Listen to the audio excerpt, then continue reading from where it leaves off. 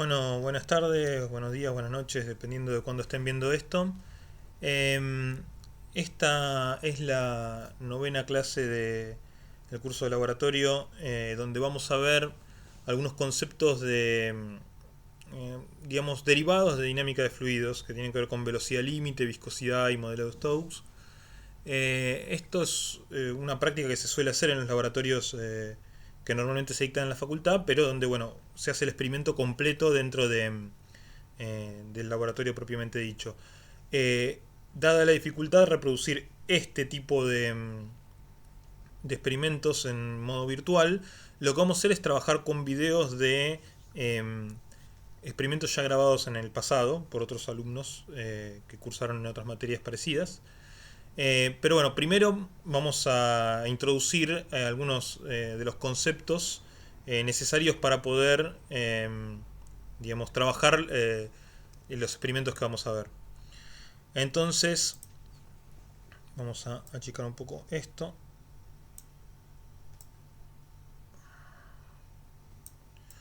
Bien. Eh, Vamos a partir de atrás, digamos. Lo que estuvimos viendo en esta materia, esencialmente, el grueso de la materia es mecánica clásica, ver cuestiones de cinemática, dinámica, y una de las primeras cosas que vimos es cómo, bueno, describir correctamente las fuerzas y las velocidades que se aplican sobre una masa determinada, puntual generalmente, escribir el diagrama de cuerpo libre y sobre la base de eso desarrollar las ecuaciones de movimiento que van a gobernar digamos, la evolución de nuestro sistema que estamos modelando. Todo esto se vio en la teórica y se aplicó en las prácticas, ¿no? Por ejemplo, el caso del tiro oblicuo es uno de los más clásicos. Yo tiro una piedra, le doy una velocidad inicial. Desde lo que lo suelto, la piedra va a desarrollar una trayectoria parabólica, y donde la única fuerza que va a actuar es la fuerza del peso, ¿no? Que eso es lo que está escrito acá abajo, ¿no? Es el diagrama de cuerpo libre. Y bueno, va a tener un movimiento uniformemente variable en el eje Y, un movimiento uniforme en el eje X. Todo esto ya lo vimos, no hace falta comentar, ¿no? De hecho, las trayectorias que se van a ver en cada uno de esos casos son distintas. En particular, nos interesa la trayectoria del eje Y porque vamos a estar trabajando con elementos que caen, ya lo vamos a ver.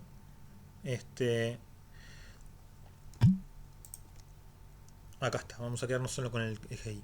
Entonces, lo primero que quiero que tengan como conciencia de lo que estamos haciendo es, estamos describiendo un modelo muy bajo hipótesis muy restringida, ¿no? Generalmente decimos, bueno, tanto la trayectoria de la partícula va a ser una parábola como, por ejemplo, si nos restringimos solamente al eje Y, vamos a tener descrita una parábola en función del tiempo, ¿no?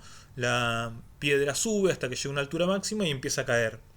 Y la velocidad en función del tiempo va a ser una recta, ¿no? Y la aceleración es una constante que es la constante de la gravedad, ¿no? La aceleración de la gravedad aproximadamente menos 10 metros sobre segundo al cuadrado. Entonces, planteamos las ecuaciones de movimiento en función de esas hipótesis. Masa por aceleración es igual a la suma de las fuerzas, que solamente es el peso.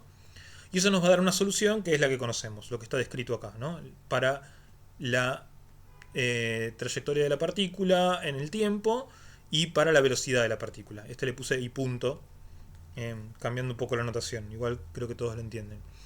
Todo esto parte de utilizar hipótesis de que hay una masa que se la considera puntual, que describe su trayectoria en el vacío y donde no hay obstáculos porque en las ecuaciones matemáticas no aparece el piso, ¿no? Esto sigue infinitamente hacia abajo. Bueno, creo que más importante que el estrictamente, digamos, conocimiento sobre la dinámica de fluidos, que es un tema bastante sofisticado y difícil de encarar, lo más interesante para mí es ver cómo podemos complejizar los modelos, ¿no? A partir de agregarle, digamos, desatar algunas de las restricciones que le impusimos, y vamos a ver que esos modelos empiezan a dar respuestas un poco diferentes y más complejas. De hecho, generalmente uno plantea un modelo tan simple como este y después va a la realidad, ¿no? Y dice, bueno, por ejemplo, si se tira un objeto desde un avión, se sabe, ya se conoce, se los puede medir y todo, que no va a caer, no va a acelerarse infinitamente hasta obtener una velocidad altísima al llegar a la Tierra, sino que en algún momento va a llegar a una velocidad límite que no crece más. Eso se sabe empíricamente, ¿no? Eh, Eso contradice el modelo que estamos viendo acá, donde la velocidad tendría que, digamos, ir creciendo en el eje negativo infinitamente. No debería nunca llegar a una velocidad límite. Para hacer experimentos de este tipo de cosas, dado que no tenemos, digamos, tanto espacio como la columna de aire completa de la atmósfera hasta la estratosfera para poder hacer un experimento donde veamos la velocidad límite en el aire, generalmente se hacen este tipo de experiencias adentro de algún fluido, por ejemplo de agua o de alguna cosa distinta, ya vamos a ver. Y eso nos permite en un experimento de laboratorio que podamos montar en un laboratorio, digamos, de enseñanza cualquiera, a reproducir esta fenomenología. Pero la pregunta es, ¿cómo podemos hacer que nuestro modelo, ¿no? Nuestro modelo matemático incorpore los elementos necesarios para poder reproducir esa fenomenología, eso que se observa empíricamente, que hay una velocidad a partir de la cual deja de acelerarse nuestro proyectil, nuestro cuerpo que está cayendo. Probemos relajar, vamos a tratar de trabajar relajando estas dos restricciones iniciales, la de que el movimiento sea en el vacío y la de que la masa sea puntual.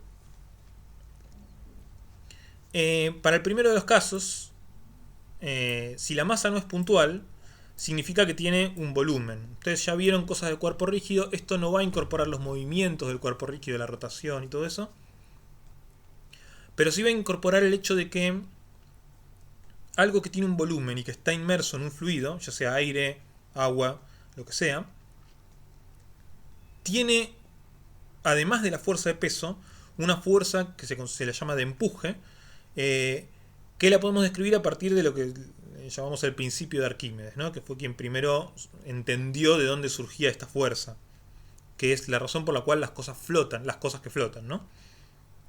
Las cosas flotan cuando el empuje es mayor al peso.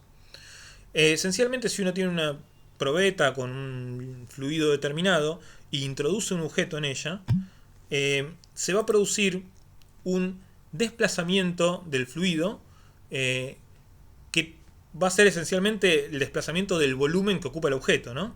Ahora, todo ese fluido desplazado pesa, ¿no?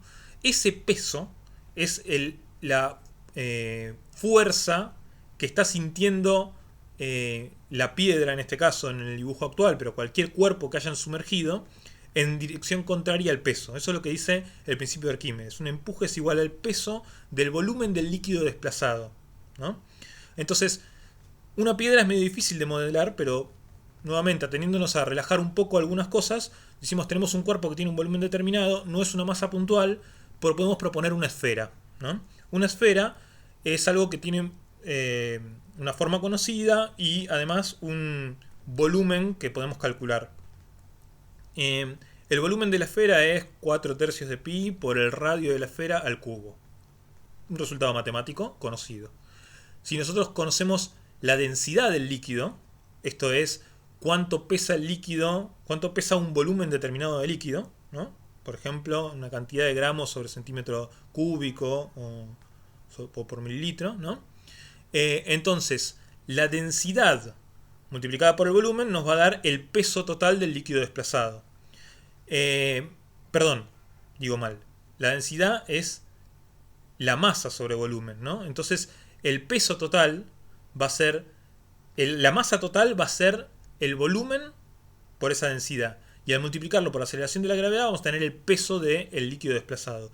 El peso del líquido desplazado es igual al empuje, solo que va en dirección contraria al peso, ¿no? Entonces, tenemos este nuevo esquema de diagrama de cuerpo libre, ¿no? Donde tenemos un peso, un empuje, y podemos reescribir la ecuación de movimiento. Ahora, si vemos la ecuación de movimiento, esto es muy parecido al inicial, solo que en vez de solo estar el peso, está el peso y el empuje. Y el empuje, como vemos acá, depende solo del radio, es una constante, digamos, uno tiene el cuerpo no va a cambiar en el tiempo, así que es una constante, por lo cual la dinámica de esto va a ser idéntica a la que teníamos antes, solo que la fuerza que va a estar operando ya no va a ser la fuerza que produce la aceleración de la gravedad, sino que va a ser el equivalente a tener una fuerza disminuida, como si estuviéramos, no sé, en la Luna y tuviéramos menos fuerza de gravedad, digamos, ¿no? para esa misma masa. Sería el equivalente, ¿no? Por lo cual esto no llega a reproducir la fenomenología que queríamos ver, lo que empíricamente vemos de que se llega a una velocidad límite. Entonces vamos a ir un paso más allá. Intuitivamente también sabemos que hay una fuerza de resistencia que se produce cuando uno produce un desplazamiento dentro de un fluido. Esa fuerza de resistencia sabemos que se opone al movimiento.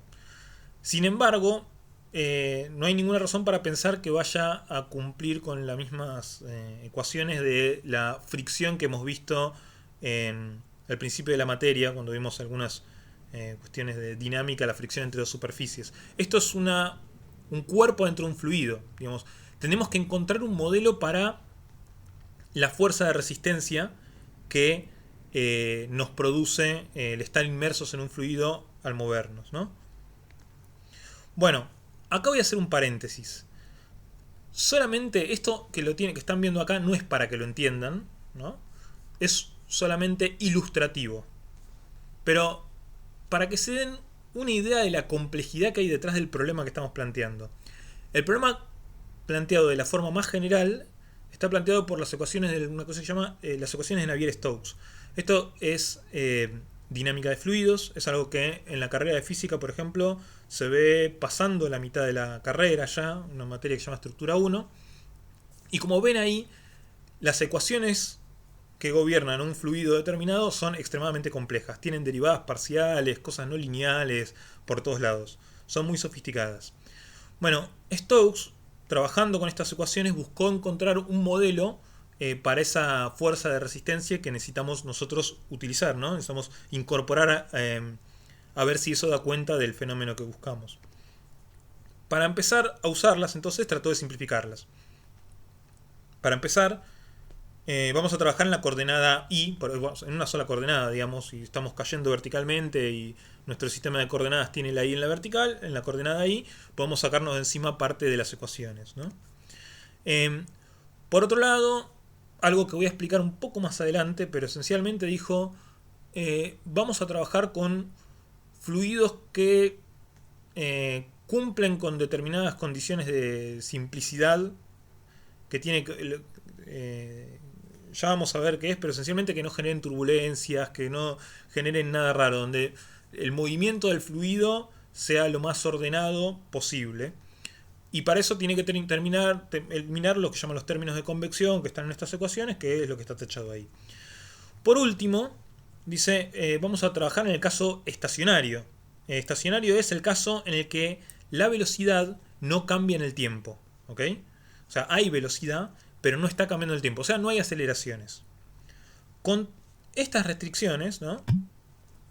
Stokes llevó una ecuación simplificada y la resolvió para lo que llama condiciones de contorno determinadas, que es decir, bueno, voy a imaginar que este líquido fluye alrededor de una esfera, ¿no? Esfera porque al ser circular, con todas las simplicidades que tiene la esfera, nos permite hacer integrales y no sé qué, que permiten resolver este problema. Y entonces encontrar cuál es la fuerza efectiva que siente la esfera por culpa de un líquido que se mueve a una velocidad determinada. Entonces, las condiciones, y de todo esto que mencioné, que era un choclo de fórmulas que no importan, lo que sí importa son las hipótesis que impuso Stokes para obtener la fórmula final.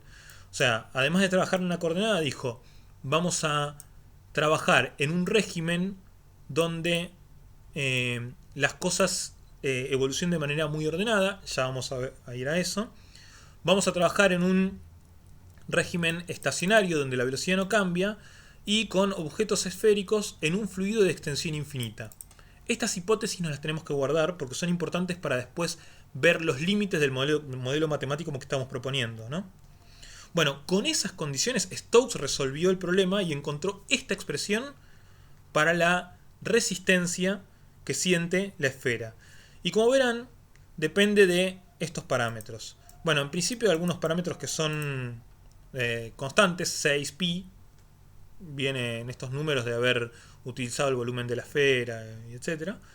Del radio de la esfera, r chiquita es el radio de la esfera, de esta letra eta, que es la viscosidad, y de la velocidad del fluido, que en este caso nosotros lo vamos a invertir, va a ser la velocidad de la bolita, considerando que el fluido está quieto y la bolita es la que se mueve.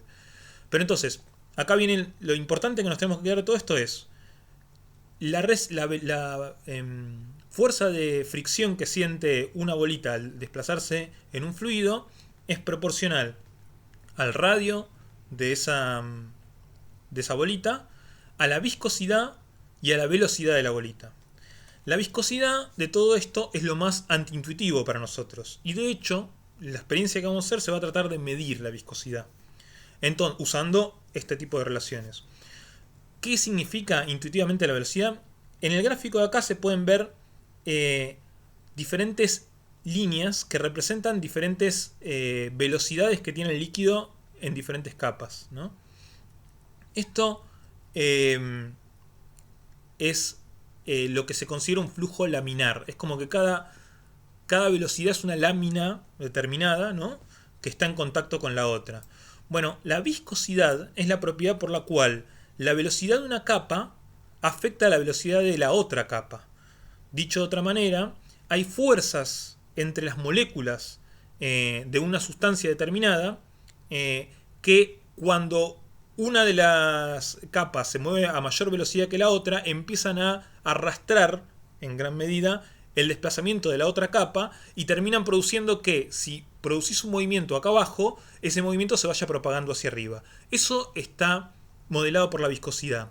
Aunque más intuitivamente nosotros lo podemos ver, por ejemplo, al comparar cómo cae un chorro de agua con un chorro, por ejemplo, de alcohol en gel en este momento, ¿no? Vemos que el alcohol en gel tiene, bueno, va más lentamente y la forma, digamos, vamos a decir, no es un sólido, ¿no?, pero como líquido es como si perdiese liquidez, ¿no? Bueno, ese es el fenómeno que describe digamos, la constante de viscosidad.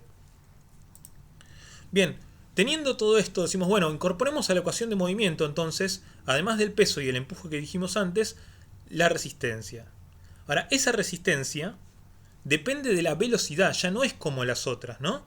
Porque en las otras dos, nosotros dijimos, es una constante, es como cambiarle el peso al objeto, ¿no? Pero en este caso de acá, estamos agregando algo que va a depender de la velocidad. Si nosotros reemplazamos las expresiones que teníamos hasta ahora dentro de la ecuación de movimiento, vamos a obtener diferentes no, una sola solución, pero dos cosas que nos interesan de la solución. Número uno, la solución para el caso estacionario. Dijimos, caso estacionario es cuando no hay aceleración, cuando la velocidad es cero. Perdón, la velocidad no es cero. Cuando la velocidad no cambia, la aceleración es cero. Ese es el caso que estamos viendo en esta fila. En ese caso, peso menos empuje menos la resistencia para esa velocidad determinada nos lo igualamos a cero y nos permite despejar esa velocidad. Dijimos que esperamos reproducir un fenómeno en el cual se llegue a una velocidad que sea una velocidad límite. Bueno, esa va a ser efectivamente la velocidad límite, es la velocidad a la cual ya no se acelera más, la aceleración es cero. Esa velocidad límite, si despejamos, nos va a dar esta expresión de acá. Esta expresión de acá es una de las que, de todas las fórmulas que vimos que para no marearse, pasando en limpio, es una de las que van a tener que guardar. La velocidad límite, que va a depender de los radios de la esfera, de la aceleración de la gravedad, de la viscosidad y de las densidades de la esfera y del líquido. Por otro lado, más allá de la solución estacionaria, la solución transitoria, digamos, con los dedos la podemos escribir de esta manera. Voy a hacer una salvedad, les voy a decir, esto que está escrito acá no es del todo correcto. no es del todo correcto. Y charlaremos en clase o en otros momentos, digamos, de por qué no. Pero es algo que lo voy a dejar picando. Pero es bastante parecido a lo que realmente ocurre. Entonces, nos vamos a quedar momentáneamente como si el modelo funcionase de esta manera. Exactamente de esta manera. Lo de arriba está bien, digamos. Así como está, no estoy haciendo ninguna trampa. Acá, si lo piensan bien, hay una hipótesis de las que vimos antes que no se cumple del todo. Pero va a ser algo muy parecido. ¿Y qué es lo que nos diría el modelo si esto se cumpliese a rajatabla así? Bueno, se puede proponer una solución para la I en función del tiempo que nos va a dar una cosa como esta que se ve abajo. Y lo que se ve abajo es esencialmente una velocidad límite con una 1 menos la exponencial de menos alfa t. Bueno, el tiempo. A tiempo cero, esto nos da una velocidad cero. Pero a tiempo tendiendo a infinito, la exponente esta de acá nos va a terminar yendo a cero y vamos a llegar a la velocidad límite. O sea, algo que a medida que pasa el tiempo cada vez se acerca más a la velocidad límite. Esto ya tiene más que ver con la fenomenología que queremos representar. Entonces, nos quedamos solamente con estos dos resultados. Esta placa, que guárdensela, es la placa que van a tener que usar para analizar los experimentos. ¿Por qué? Porque acá está la velocidad límite que queremos analizar y la expresión de cómo va a ser en ese transitorio antes de alcanzar la velocidad límite la forma funcional que esperamos que tenga la velocidad de la bolita en el tiempo. Y eso, recuerden, debería seguir esto bajo estas hipótesis. Lo de los términos convectivos, o sea, un comportamiento del líquido determinado, que sea estacionario, o sea que la velocidad ya no cambia, y que el objeto sea esférico en una extensión infinita. Veamos un poco mejor qué significan esas hipótesis. Bueno, lo del término convectivo, parte de lo que vamos a tener que acostumbrarnos al trabajar en ciencia es que no siempre vamos a poder trabajar, digamos, tener conocimiento profundo de todas las áreas de lo que involucra nuestro experimento. Entonces nosotros vamos y consultamos a un experto en dinámica de fluidos, ¿no? Y nos dice, bueno, parte de lo que Stokes diseñó su solución para un fluido laminar. Eso es lo que está abajo en este gráfico, ¿ok? Bajo determinadas condiciones, el fluido no se comporta de manera laminar y empiezan a aparecer vórtices y cosas que llaman turbulencia. Y ahí las ecuaciones de Stokes, el resultado que dije recién de Stokes no se cumple. ¿Cuáles son las condiciones? Nuestro experto en dinámica de fluidos nos dice, mira, existe esto que llama el número, la constante de Reynolds, ¿no? Que la puedes obtener multiplicando la densidad del líquido por la velocidad límite por el diámetro de la bolita dividido la viscosidad. Eso te da un número. Y lo que te dice es, si el número es muy alto, arriba de 1000 es todo turbulento. Mucho más abajo de 1000, bueno, empieza a ser laminar. Por lo que vimos en algunos trabajos que están incluidos en la carpeta de la práctica, aparentemente esto funciona bien cuando tenés un número de Reynolds menor a 1. ¿Ok? Entonces, este cálculo de acá, que no sabemos muy bien por qué produce estos distintos comportamientos, nos dice un experto, bueno, fíjate, si vos cuando hagas esta cuenta para una medición determinada te da por abajo de 1, podés confiar en tu modelo. Bien, está bien. Por otro lado, decíamos que tiene que ser un objeto esférico en un fluido de extensión infinita. Eso claramente no lo vamos a tener. Bueno, no sé, podríamos tratar de tirar bolitas en el océano, pero eso es más difícil de adquirir y filmar y etc. Entonces, para eso existe lo que se llama la corrección de Ladenburg. Ladenburg, junto con otros colegas que no recuerdo el nombre, desarrolló una corrección en el modelo de Stokes para cuando tenés a tu bolita recorriendo un fluido que está en un entorno reducido. Esto es, por ejemplo, lo que estamos viendo acá a la derecha, ¿no? Entonces lo que dijo Ladenburg es lo siguiente. Vos vas a medir velocidades límites en este entorno realista cuando tenés un tubo y una pelotita. Bueno, la velocidad límite que obtengas acá, que le vamos a llamar B medida, es esto de acá.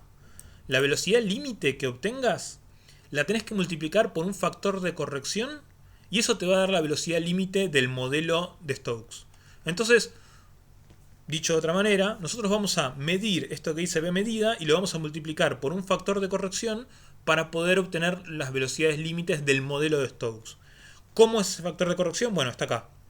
Lambda es igual a 1 más 2.4 por el radio de la bolita dividido el radio del tubo en el que está fluyendo. ¿Cómo? ¿De dónde sale esto? Están los trabajos, lo podemos ir a buscar, pero escapa a los límites de lo que queremos hacer en esta práctica. Bueno, entonces, a partir de esta introducción de modelo y quedándonos en la cabeza con esta diapositiva, ¿no?, de la velocidad en función del tiempo y de cuál es la velocidad límite que esperamos obtener, y quedándonos con esta idea de la corrección de Ladenburg, vamos a presentar la actividad. La actividad consiste en lo siguiente. Van a tener un cuaderno de laboratorio fabricado para los efectos de esta práctica. En ese cuaderno de laboratorio va a estar la descripción de un conjunto de experimentos que se hicieron, ¿no? Son dos series de experimentos. Primero un tubo con un fluido en el que se tiraron 4 bolitas y se las filmó mientras caían, ¿no? Después, en otra serie de experimentos, se agarró otro tubo con otro fluido distinto y se tiraron 6 bolitas, ¿no?, y se obtuvieron determinadas velocidades, determinadas cosas. Todo esto fue filmado y ustedes van a tener los videos de esas series de experimentos. Y en el cuaderno de laboratorio van a tener entonces la descripción de cómo se hizo ese experimento. ¿Por qué? Porque hicimos mucho hincapié en esto de poder transmitir de forma sistemática los conocimientos, ¿no? Todo conocimiento es un conocimiento colectivo. Generalmente son muy pocas veces en las que uno puede hacer todo un desarrollo del modelo y el experimento solo, y aún así se está basando en conocimientos anteriores desarrollados por otras personas. Pero bueno, generalmente vamos a tener que trabajar de manera colaborativa con otros colegas, y la forma de ordenarnos cuando son experimentos en distintos lugares y ya terminados son los informes, ¿no? Pero cuando estás trabajando con distintos colegas en un mismo laboratorio, llevas un cuaderno de laboratorio donde cada uno va anotando qué experimento hizo, cómo, con qué cosas, con qué parámetros, con qué procedimientos. Entonces, cuando uno va a analizar los datos, por ejemplo, que tomó otro, necesita leer ese cuaderno y extraer de ahí los datos. Es decir, bueno, ¿de dónde anotaron cuál es la densidad de las bolitas? ¿Dónde anotaron cuál es la densidad del líquido? ¿Cómo lo midieron? ¿Cuál es el error que le tengo que asignar? Toda esa información está en el cuaderno de laboratorio. Y además incluye en la carpeta algunos papers y datos que voy a subrayar. No son necesarios que los lean, pero se los damos completos por si les interesa aproximarse un poco. A menudo van a tener que, por ejemplo, de un paper, citado en un cuaderno de laboratorio, en tal paper, en tal ecuación hicimos tal cosa, por ahí tienen que ir a esa ecuación, leer en el entorno del paper y decir, en esta ecuación estaba queriendo decir esta cosa, y digamos, por necesidades y premura, por ahí no se lee en el paper entero en ese momento.